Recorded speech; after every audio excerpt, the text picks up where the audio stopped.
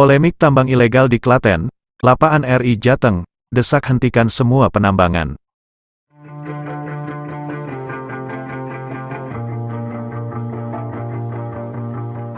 Operasional penambangan galian C di Klaten, kini menjadi perhatian publik, setelah Wali Kota Solo, Gibran Rakabuming Raka, turut bersuara, dalam cuitannya di Twitter. Untuk menuntaskan masalah tersebut, Lapaan RI Jawa Tengah mendesak kepada Direskrimsus Polda Jateng, Kapolres Klaten, ESDM Jateng, Dinas Lingkungan Hidup Kabupaten Klaten, DPUPR Kabupaten Klaten serta Satpol PP Pemkab Klaten, agar segera turun ke lapangan, untuk mengevaluasi, dan melakukan pemeriksaan, soal perizinan secara menyeluruh, kepada seluruh penambang galian C, di Kabupaten Klaten. Ketua Lapaan RI Jateng, Dr. BRM Kusumo Putro SHMH, yang meyakini praktik penambangan telah berlangsung puluhan tahun dan 80% diduga dilakukan secara ilegal, juga mendesak semua penambang galian C yang tidak berizin, agar dihentikan operasionalnya dan semua alat berat serta armada angkut seperti truk dam dan truk serta armada yang lain serta semua peralatan yang dipakai untuk melakukan penambangan harus disita sebagai alat bukti dan para pelaku yang terlibat penambangan ilegal harus dihukum sesuai ketentuan hukum yang berlaku. Adapun, bagi penambang yang masih beroperasi, diperiksa izinnya, apakah masih berlaku, atau sudah kadaluarsa. Jika masa izinnya sudah habis, namun masih beraktivitas untuk melakukan penggalian, maka harus dihentikan aktivitasnya, dan semua alat berat, serta alat angkut seperti truk dam dan armada lainnya, yang dipakai untuk mengeruk galian C, harus disita, untuk diamankan sebagai alat bukti, yang nantinya bisa digunakan untuk pembuktian dalam persidangan. Ketua Lapaan RI yang juga sebagai advokat tersebut, sekitar 4 bulan lalu, mempertanyakan tentang para penambang galian C, dalam operasionalnya, diduga ada yang tidak berizin namun masih beroperasi, hingga merusak jalan sepanjang kurang lebih 4 km, di Desa Gunung Gajah, Klaten. Untuk itu, Kusumo lagi-lagi mendesak agar para penambang galian C ilegal, atau izin operasionalnya sudah habis, tapi masih melakukan penambangan, maka seluruh pelaku, atau pengusahanya, serta siapapun yang terlibat dalam kasus ini, harus diproses sesuai ketentuan hukum yang berlaku. Bagi pelaku penambang ilegal, dapat dikenakan sanksi sesuai Pasal 158, UU Nomor 3, Tahun 2020, tentang perubahan atas UU Nomor 4, Tahun 2009, tentang pertambangan mineral dan batu bara, yang menjelaskan, bahwa setiap orang yang melakukan usaha penambangan tanpa izin resmi, dapat dipidana penjara selama 5 tahun dan denda 100 miliar rupiah.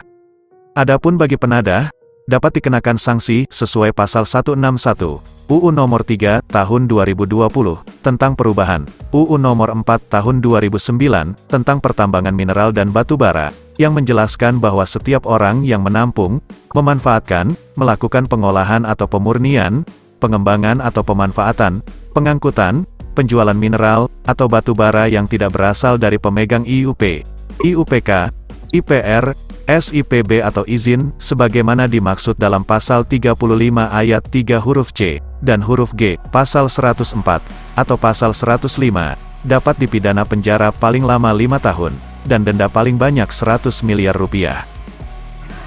Sebenarnya hal ini sudah terjadi berpuluh-puluh tahun, bahwa banyak tambang di Kabupaten Klaten ini yang ilegal. Dan menurut saya, kemungkinan ada sekitar 80% lebih tambang di Kabupaten Klaten ini yang ilegal. Dan juga sudah habis masa berlakunya. Oleh karena itu, karena Lapaan RI juga menyayangkan tindakan hukum yang sudah jelas-jelas terjadi, yaitu dalam sekitar 4 bulan yang lalu, kasus tambang ilegal di Gunung Gajah. Jelas-jelas itu telah merusak lingkungan, terutama jalan sepanjang 4 km itu rusak parah dan sudah menjadi viral. Tetapi tindakan hukumnya sampai sekarang juga tidak jelas. Tidak ada penahanan tersangkanya, lalu tidak disampaikan ke publik siapa tersangkanya, lalu juga siapa yang bertanggung jawab, lalu juga tidak ada penahanan alat berat yang digunakan untuk melakukan galian C. Itu kami menyayangkan bahwa ini menunjukkan bahwa aparat penegak hukum di Kabupaten Klaten dan juga untuk Polda Jawa Tengah, terutama Diskrimsus Polda Jawa Tengah, juga ISDM yang ke SDM Semarang, perlu dipertanyakan kinerjanya.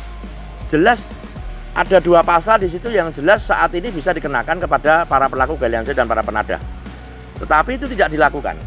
Nah, dengan adanya saat ini bahwa di wilayah daerah Kabupaten Klaten disinyalir banyak diduga galian C, sekali lagi saya sampaikan bahwa ini terjadi berpuluh-puluh tahun.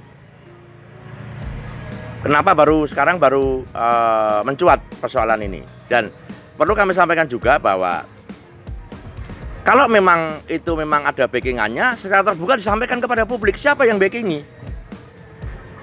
Siapa yang backingi disampaikan kepada publik, sehingga publik tahu siapa yang pelaku yang membackingi sebuah tindakan-tindakan pelanggaran hukum seperti ini. Karena apa? Karena galian C ilegal ini jelas akan sangat merugikan masyarakat. Itu yang pertama. Yang kedua, merugikan lingkungan hidup. Perlu kami sampaikan bahwa di Kabupaten Klaten ini terkenal dengan daerah 1000 mata air.